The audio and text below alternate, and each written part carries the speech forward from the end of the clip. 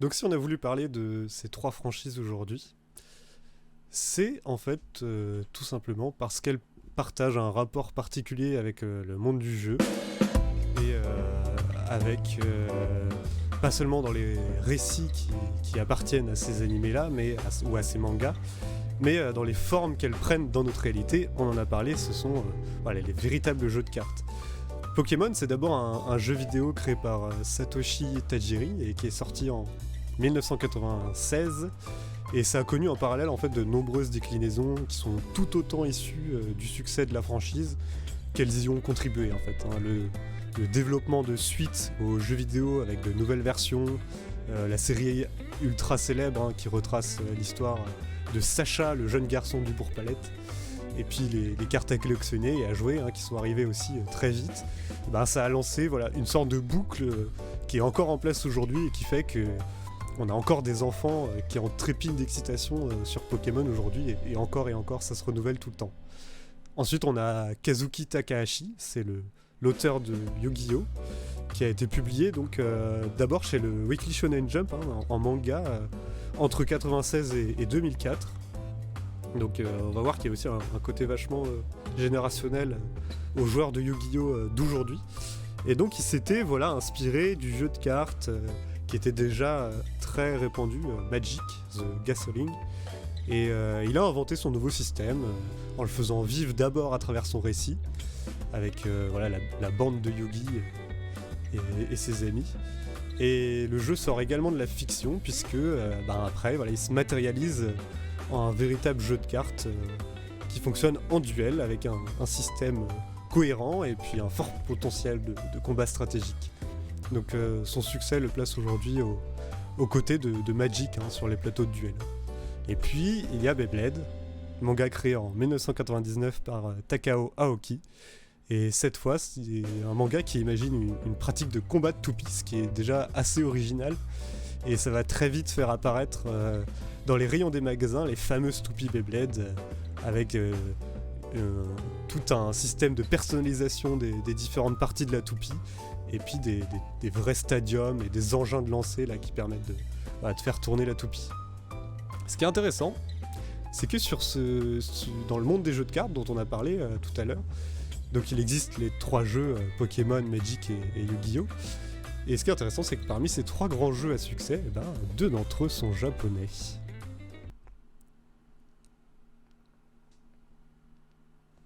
Donc voilà, c'est intéressant. On va pouvoir parler de ce qu'est le shonen, cette recette de shonen particulière là dans ces animés, parce que on n'est pas encore on n'est plus dans le shonen des mangas.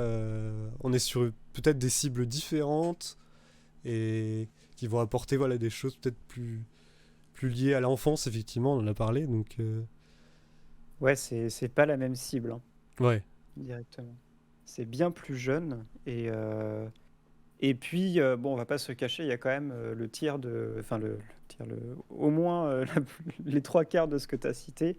À la base, c'est quand même pour vendre des choses. C'est quand même un potentiel assez grand, quoi. Bah oui. Bon, c'est. Franchement, la franchise Pokémon, elle a bien marché grâce à ça. Et donc, on a. Parce que comme c'est un jeu vidéo à la base, c'est intéressant que ils se sont dit on va très vite faire une série animée qui va conquérir vraiment tout le jeune public, quoi. Et donc, on a donc cette recette récurrente sur ces mangas-là qui est celle de faire incarner un jeune garçon bien plus jeune. C'est pas un lycéen cette fois, c'est genre il est jeune. Sacha, il a 10 ans au départ. Après dans Beyblade, on voit qu'ils sont quand même assez jeunes. Les âges sont pas précisés tout de suite, je crois, mais ouais, voilà, c'est vraiment on est quand même sur la cour de récré encore un peu. Et c'est des jeunes garçons qui vont quand même faire des choses assez impressionnantes, puisque ils vont partir. Ils vont se donner le défi de remporter soit plein de prix qui sont liés à leur pratique, des badges Pokémon, des combats Pokémon, ou alors voilà, des prix, des tournois, hein. Il y a toujours les tournois qui arrivent en général dans ces fictions-là assez vite, la notion de tournoi. Et voilà, il y a toujours un petit peu cette épreuve et ce défi de remporter le plus de choses dans cette pratique-là. Ouais, c'est très Neketsu hein, dans le feeling. Et ça fait quand même. Ce que je trouve bien là-dedans, c'est que quand tu regardes ça quand t'es gosse, ça te donne envie d'acheter les trucs déjà, mais ensuite de sortir et d'aller faire des trucs avec tes potes, d'aller jouer à tel ou tel jeu avec tes potes en fait. Et ça, je trouve que c'est plus rare aujourd'hui, ce ce genre de feeling, ce genre d'envie que ça peut donner, quoi. Ouais, ouais, ouais. Non, mais c'est sûr. Mais ce qui est particulier, c'est. Alors, on n'aime pas, mais ça va être le côté répétitif aussi. Puisque, comme ça étudie une. Enfin, ça, voilà, ça montre toute une pratique d'un jeu voilà, qui est institutionnalisé voilà, dans l'univers de la série. Et bah, du coup, à chaque épisode, on va forcément voir un combat, un duel qui est lié à la pratique. Donc, il y a cette notion de renouvellement qui doit être important dans les épisodes pour faire en sorte que ça plaise toujours autant au bout de 20, 30 épisodes. Quoi, parce que c'est vrai que c'est un symptôme, le symptôme créateur du créateur, le dilemme du créateur de toujours devoir se renouveler. Ça doit être quelque chose d'assez particulier et pourtant voilà, ils arrivent à faire des tas de saisons qui fonctionnent. Pour Yu-Gi-Oh, il y a des et même pour Beyblade, il y a des sagas différentes carrément où ouais, il y a les personnages qui changent, où on est plus dans les mêmes timelines. C'est voilà, il y a tout ce truc là, c'est assez impressionnant. Ouais, il y a un truc qui reste en commun, c'est qu'il y a quand même beaucoup d'énergie dans, dans, dans ce qui sort de ces séries. Et il y a, ouais, il y a une envie d'aller parcourir le monde, ouais, comme tu disais, de se lancer des défis, des challenges. En même temps, c'est très ancré dans le public qui vise, quoi, les jeunes qui ont ces envies-là. Et, et ouais, c'est un format qui se répète beaucoup, mais qui, en fait, pendant toute une saison voilà, de ce genre de série, ça se répète beaucoup, mais en fait, au fur et à mesure, j'ai l'impression que tu apprends des mécaniques ou des choses comme ça en fait, autour du jeu.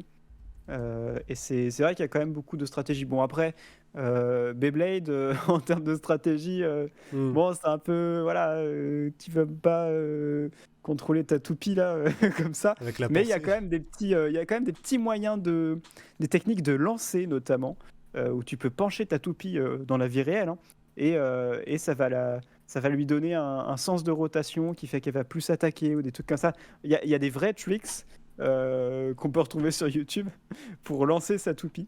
Donc il y a quand même toujours un petit peu de stratégie et ça permet d'ouvrir, voilà, ça permet comment dire, de faire un petit peu réfléchir les Mm. gosses ou tu vois, les faire ouvrir à des systèmes de jeu.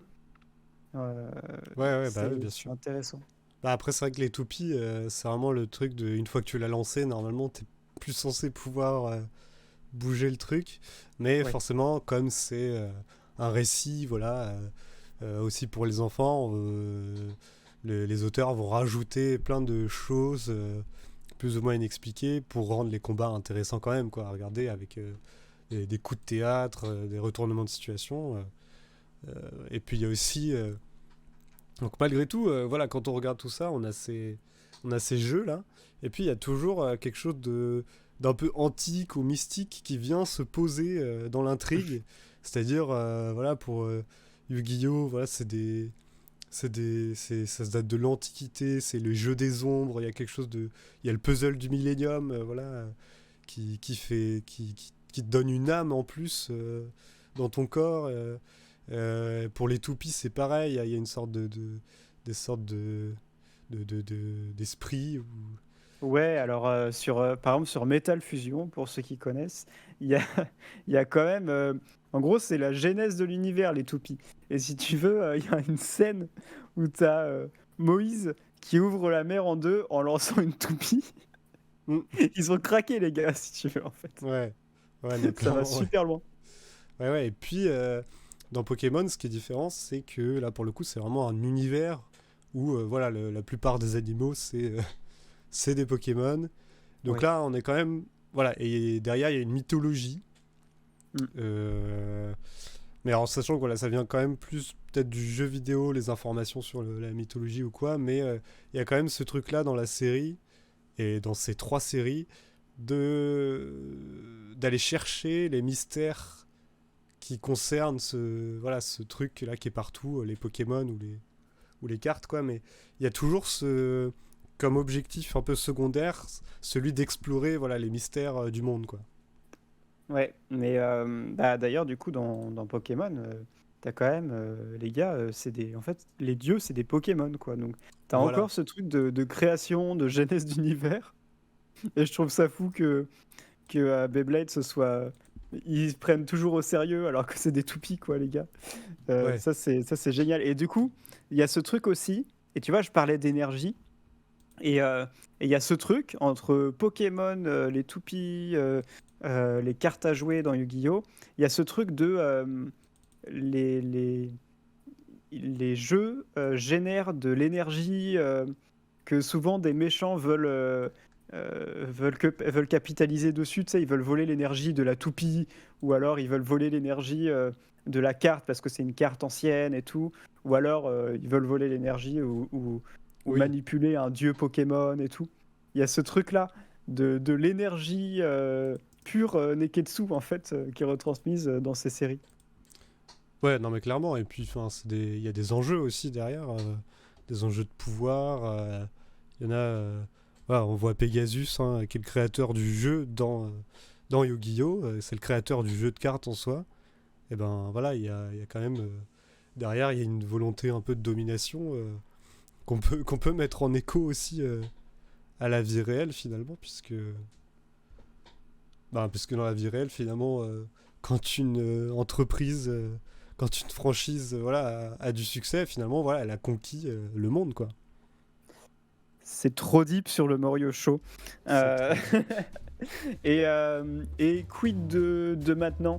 Ça ressemble à quoi toutes ces séries aujourd'hui Ça évolue, hein, les designs, on sait, hein, les chara-designs sont pas toujours les mêmes, mais ça va avec toute l'évolution de toute façon des dessins animés en général, hein, ce qui est logique, c'est des dessins animés qui, d'un point de vue technique ou peut-être d'un point de vue voilà, visuel, vont peut-être être plus beaux, peut-être, mais par contre, c'est dans le design, vraiment le choix des traits de tel ou tel personnage où ça tend vers toujours plus enfantin, euh, alors que pourtant on avait quand même des choses intéressantes et qui pouvaient être vachement matures dans ces dessins animés, quand bien même ils étaient, adressés aux enfants. Bah, par exemple, là, très récemment, tu as la dernière série de Yu-Gi-Oh! Qui s'appelle Yu-Gi-Oh! Sevens. Ouais, Euh, Ils ont changé de studio et en même temps de Chara Design, alors que ça faisait des années qu'ils avaient le même, et qui était bien plus mature. Tout Yu-Gi-Oh! A toujours été plus mature que ses concurrents un petit peu. oui, oui, oui. Et là, là ça change complètement et s'adresse encore plus à des gosses, pour le coup, parce que c'est des designs bien plus simplistes.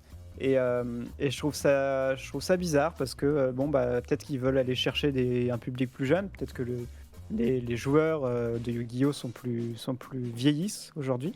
Mais il y a ça tend un petit peu tout le temps à être de plus en plus tourné vers les jeunes, alors que ce qui a fait qu'à l'époque on était intéressé, c'était quand même aussi pour le côté un peu plus serious business et tout, notamment du Yu-Gi-Oh! Moi j'aimais bien ça pour ça. Et plus tard, j'ai appris que la version qu'on regardait en France à la télé, elle avait pas du tout les mêmes musiques originales que celles qu'ils avaient au Japon. Ah oui, en plus. Et en fait, c'était déjà de base à moitié à moitié enfantisé cette série qu'on avait, parce que quand vous écoutez, si vous êtes assez curieux et que vous allez écouter sur YouTube l'OST original de Yu-Gi-Oh! Notamment, il y a des musiques qui sont ultra badantes et des scènes qui ont été coupées, des choses comme ça. Et en fait, on se rend compte que Yu-Gi-Oh! À la base, c'était bien plus mature, bien plus pour un public plus mature que ce qu'ils visent aujourd'hui. Hmm. Donc il y a quand même voilà, une grande différenciation, quoi. Oui, bah dans les génériques, voilà, quand on écoute l'opening original de Yu-Gi-Oh! On a un opening de Shonen Neketsu de base, c'est-à-dire enfin, où voilà, on reconnaît la puissance du chant et tout ça. Dans l'opening, enfin le générique français, on reconnaît, nous les Français, nos génériques à nous de cartoon ou pas forcément même de cartoon, même de séries animées japonaises, quoi. Mais on reconnaît cette patte, quand bien même d'ailleurs, souvent les génériques qu'on fait en France sont des traductions seulement des paroles, mais ils gardent la même instru que ce que les Américains ont fait comme instru. Mais par contre, c'est pas la même musique que la musique originale. Bon, c'est peut-être parce que ça se... Comme ils voulaient absolument en France avoir des paroles en français, parce que ça a une importance en fait. Tu vois, pour les gens qui regardent, c'est pour Pokémon, c'est super important d'avoir des paroles en français, sinon les personnes ne connaîtraient les paroles en fait. Et ben, pour le coup, ils ont bien réussi ça. Mais comme c'était important d'avoir les traductions, peut-être qu'il y a des openings en japonais qui se traduisent moins en français, ou qui se chantent moins en français. Voilà, moi j'ai du mal à imaginer par exemple l'opening de Death Note ou traduit en français, tu vois. Genre. C'est des Ouais, choses comme ça, quoi. ça donnerait un truc un peu genre dans ce monde noir et blanc, je ne puis trouver ma place. Un truc Oui, comme ça. C'est trop suis-je bizarre. le Messie Ah, euh, Et alors, moi, ce qui m'épate, c'est qu'il n'y a pas que les génériques, il y a aussi carrément les OST, quoi. Genre, les bandes-sons parfois qui changent, quoi. Genre, ouais, ce que je c'est disais, le côté un peu censure, pas vraiment, mais bah, c'est assez étonnant, quoi. Ouais. Parce que ça, pour le coup, ça a moins d'impact, quoi. C'est souvent des. Voilà, t'as les musiques en fond. À moins que ce soit une erreur technique et qu'ils recevaient que des versions, tu sais, des versions, tu sais, compactées où ils pouvaient pas séparer la voix de la musique. Non, horrible. ce serait quand même bête.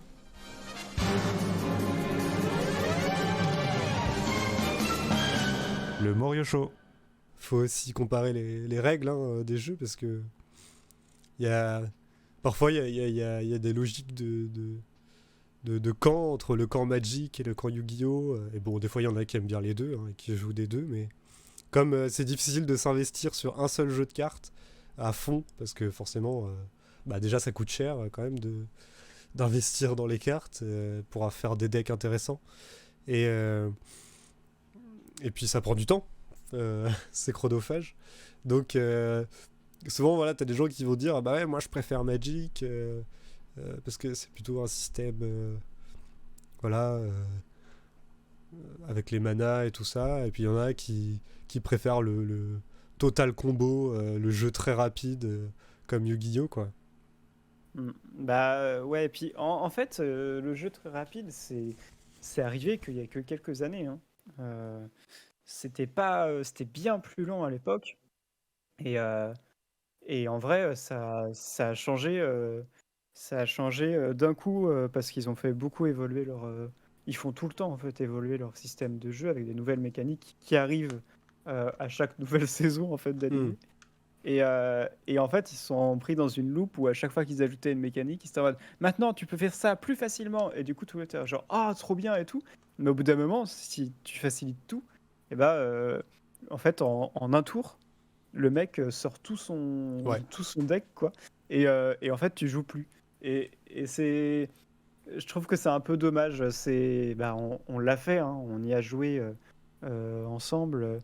Oui. Et on l'a remarqué, en fait, on a envie plutôt de jouer des decks anciens parce que on n'a plus le temps de prendre le temps de jouer. On pense, en fait, on sort, c'est vraiment un système genre, tu commences ta partie, tu es en mode, ok, alors j'ai ces cartes-là, comment est-ce que je fais pour arriver à mon unique stratégie? que je vais appliquer à chaque fois. Et c'est vrai que c'est triste un peu d'en arriver là. Donc, ouais, c'est pour ça qu'ils lancent eux aussi, Yu-Gi-Oh! De nouveaux simulateurs, mais de nouvelles façons de jouer avec les speed duels, où Hmm. du coup, tu as d'autres règles qui font que c'est différent et ils l'ont bien chopé, ce truc-là, je pense, de la part des fans.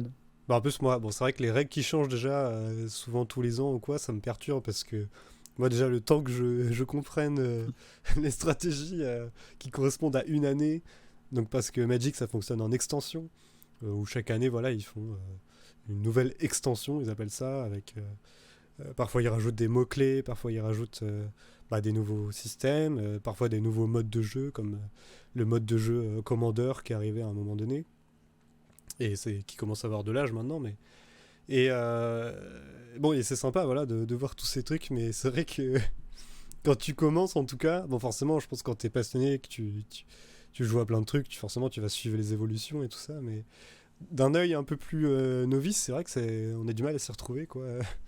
Et Mhm. surtout quand t'as des. Dans Yu-Gi-Oh! Ce qui est particulier, c'est les cartes. Chaque carte a son effet, quoi. Genre, il n'y a pas de raccourci, Ah quoi. ouais, c'est vrai que Tu dois tout lire. Alors que dans Magic, t'as toute cette logique des mots-clés qui correspond, qui sert à faire des combos, des synergies et tout ça.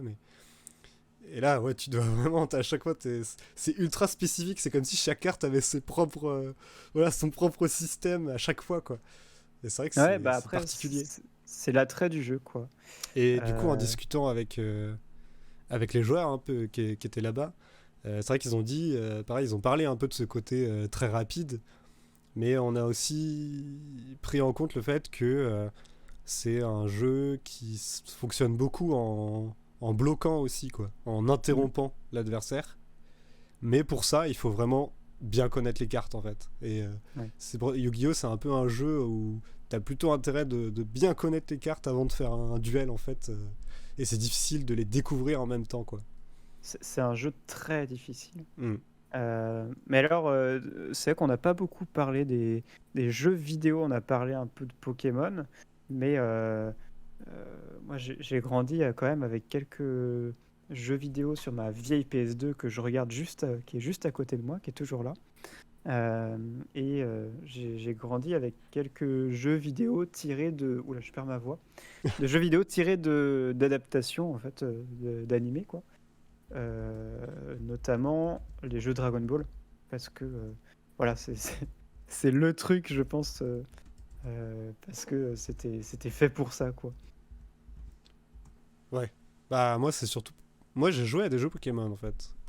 Et c'est pour ça, finalement, plus que les cartes, j'ai quand même plus connu quelques petits jeux vidéo. Alors, moi, j'étais avec ma petite Game Boy Nintendo DS, là. Donc, c'est pas une Game Boy, mais en gros, ça, c'est une console portable, quoi.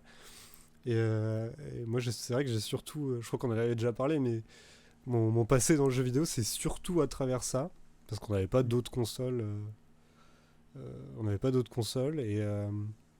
Et mon frère en avait une aussi, donc tu avais aussi cette logique multijoueur quand même.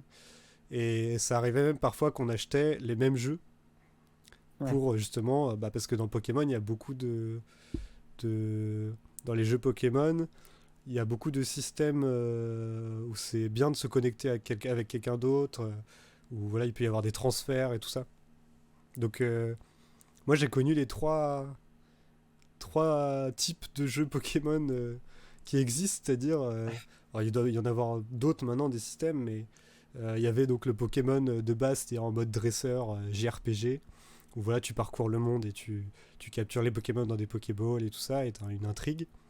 Mais tu avais aussi le mode donjon mystère, où cette fois tu incarnes un Pokémon, cette fois il n'y a pas d'humain, il n'y a que des Pokémon, et tu crées ton équipe, et c'est de l'exploration de donjons. Et il y avait un autre mode, c'était il y en a eu deux qui sont sortis sur DS, c'est Pokémon Ranger. Et là, tu devais tourner avec ton stylet sur l'écran tactile. Tu devais faire genre une trentaine de cercles autour d'un Pokémon pour l'attraper. Ça fonctionnait comme ça en fait. Il fallait entourer avec des boucles les Pokémon Mm. pour les attraper. Donc c'était vraiment trois jeux T'as différents. t'as pas connu les jeux, genre des jeux tirés d'animés en mode Dragon Ball ou quoi?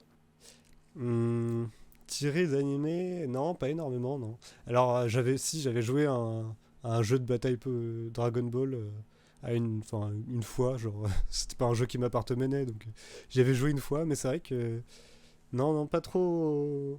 J'ai j'ai jamais trop été fan de d'acheter des jeux qui sont issus en fait d'un animé en fait. Genre, Ah oui. ouais, j'aimais vraiment l'idée d'avoir un jeu qui est un jeu à la base, quoi.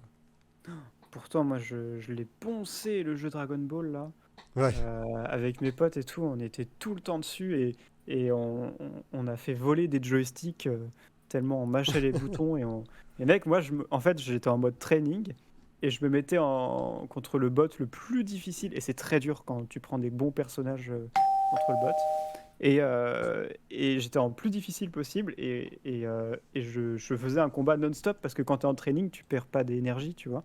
Et en fait, j'étais genre en flux tendu pendant 15-20 minutes, tout le temps sur un seul duel et tout, sur un seul match. Et juste pour m'entraîner, tu vois, j'étais en mode tryhard de ouf. Et c'est vrai que ouais, les jeux de combat, ça a pas mal marché. J'avais aussi Dragon Ball sur Game Boy, aussi, j'avais un jeu comme ça. Euh, et j'avais aussi Beyblade sur Game Boy, donc comme quoi, tu vois, mais de toute façon, tu le connais puisque tu l'as emprunté. Je l'ai oui. passé. Ah oui, Avec rigolo les aussi, musiques ouais. toutes saturées et tout là. Ah oui, bah c'est ça. Et ouais, oh, C'est tout pété. putain, le générique mais tout saturé, c'est juste ça. Mais ouais, Et puis One Piece PS2 mais qui arrivait bien plus tard ça. Quand j'ai découvert One Piece, je me suis dit, vas-y, je regarde s'il y a des jeux PS2 qui existent. Alors qu'à l'époque, bah, il y avait déjà la Wii et tout. Et moi, j'avais toujours ma PS2 et j'en ai trouvé un jeu One Piece PS2 qu'on a déjà joué ensemble et oui. qui est incroyable tellement il y a des personnages qui sont vieux et qu'on retrouve nulle autre part sur d'autres jeux One Ouais, Piece. ouais. C'est Ah oui, incroyable. Les C'est vraiment oignons, des... carottes et piments. oui. Mais c'est vraiment des bons souvenirs en fait. Tu vois, j'en parle le sourire aux lèvres parce que c'est vraiment des... Tu retrouves les ambiances et tout des différents animés. Et Après, c'est vraiment cool. ouais, c'était des jeux prenants, hein. Enfin, moi, pour parler de Pokémon, de toute façon, moi, j'aimais beaucoup déjà, de toute façon, les intrigues quoi, qu'ils mettaient dans les jeux vidéo. Je trouve que Ouais. les scénarios étaient vachement bien, quoi. Et bon, je me rappelle, j'ai une anecdote un peu malheureuse avec mon frère sur un jeu, puisque j'avais supprimé une partie de Pokémon Donjon Mystère, et genre, c'est le genre de partie à pas supprimer, quoi. C'est pas genre Mario 64 ou bon, même si t'as 150 étoiles à collectionner, tu peux te les refaire, c'est pas la mer à boire. Mais par contre là, Pokémon Donjon Mystère, c'est quand même avec toute la collection de Pokémon, le montage de niveau, et après quand t'es niveau 100, t'as tout un truc pour faire augmenter ton QI, et c'est super long parce que tu dois manger des gelées, et encore des gelées, et encore des gelées. Enfin, il était quand même à un niveau vachement haut, quoi. Je crois que c'était 300 heures qu'il avait Oh la vache. sur une Nintendo DS. Hein. Tu vois, tu te dis, voilà, Ouais. c'est pas un PC, quoi. Et bon, et moi, voilà, j'étais gosse à un moment et je vais supprimer sa partie principale. Donc voilà, c'est le genre de truc. Aïe aïe aïe, je révèle mes dossiers en live. mais voilà, bon. En tout cas, c'était des jeux très prenants, quoi. Ouais. Voilà. Et si maintenant on se tournait, parce qu'on est tout le temps dans le passé, mais si on se tournait vers le futur à présent, avec le doigt bien, Oui, voilà. bien en avant. Parce que en se renseignant, bah, on a vu un petit peu qu'il y avait des choses qui étaient faites avec de la VR notamment, avec de la réalité virtuelle. Et c'est pas super abouti, hein, c'est pas très beau. Non. Bah après, la VR, pour l'instant, voilà. Je pense que... Surtout la VR sur des projets comme ça, je pense qu'il peut y avoir des très beaux projets VR. Mais effectivement, je pense qu'il va falloir beaucoup de travail et de temps pour réaliser un Yu-Gi-Oh! Vachement imprégnant. Ouais. Bah comme dans vachement l'animé, beau. tu vois. Bah ouais. Ouais, enfin, Ça, en version 3D, quoi. Ce serait cool. C'est ça aussi. Ah ouais. Bah, c'est difficile de faire de la VR en D2. C'est genre même impossible, je crois. Ouais, non, mais ouais, ce serait quand même tellement bien. Genre, tu pourrais vraiment faire du roleplay, des choses comme ça. Hmm. Et c'est vrai que rien que même pour des jeux des tables, comment on appelle ça? Tu vois, même genre du jeu de rôle ou des choses comme ça, la VR, c'est super prenant. C'est vraiment Ouais, bien. c'est sûr. Et je pense qu'il y a un vrai avenir à ce niveau-là, au niveau des jeux. Parce que tu peux vraiment te mettre dans l'ambiance d'un jeu en mode jeu des ombres, Yu-Gi-Oh! Et tout, et autour de toi ça devient tout sombre, ou alors ça prend autour de toi avec ta carte de terrain, ça change le terrain, tout ça. Ça peut être pas mal. Ouais, ça c'est sûr que ça peut être vraiment pas mal, ouais. Mais je pense qu'il y a moyen quand même de faire un truc pas mal. Pour l'instant, c'est vrai que c'était plus du test. Déjà, il y a le système à mettre en VR, quoi, d'avoir les cartes qui s'affichent. Les monstres qui s'invoquent, mais c'est vrai que je pense qu'il y a quand même moyen à un moment d'avoir un bon jeu Yu-Gi-Oh! Même Pokémon, je pense aussi. Ouais, faire Genre, le déjà, geste. Déjà, t'as Pokémon en réalité augmentée avec Pokémon Go et tout ça, donc Ouais. voilà, je pense que là-dessus, ils sont peut-être plus proches en termes de... Ils sont peut-être déjà plus proches que dans la technologie sur ça.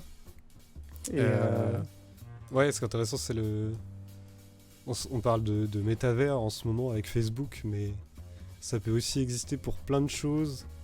Et il y a ces choses qui sont prévues et qui sont déjà un peu en place pour Beyblade, de pouvoir, tu sais, avoir tout, quel que soit ton support, t'as la toupie en vrai, mais tu peux aussi avoir la même parce que tu la scannes avec un QR code dans un jeu virtuel, quoi. tu vois, on dit des conneries sur Beyblade, mais ils sont déjà dans le futur en fait, tu vois. Oui, c'est Genre, t'achètes ta Beyblade, t'as un QR code au dos de la Beyblade et tu la scannes et ça va dans l'application sur laquelle tu peux déjà jouer à Beyblade avec des potes et tout.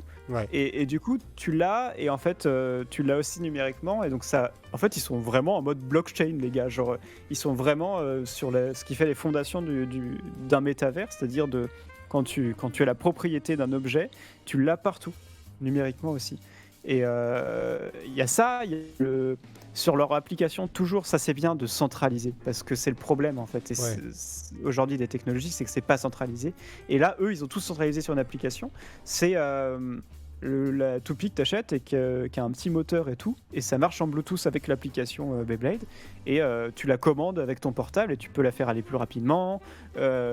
T'as une petite fonction attaque spéciale et du coup genre le moteur fait vouf, vouf, comme ça et du coup en vrai la toupie fait des moves chelous, mais c'est stylé parce que t'as l'impression que on se moquait de la strat, il y avait la non-strat sur Beyblade avec la toupie qui se déplaçait par la pensée et tout, et là c'est bon, ça y est, tu vois.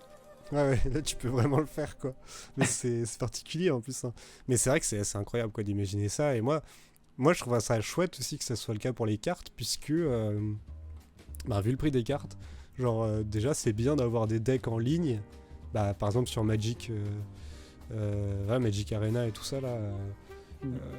J'aime bien l'idée que si t'as des cartes en vrai, tu puisses les scanner, et du coup elles apparaissent aussi dans ton deck virtuel, quoi.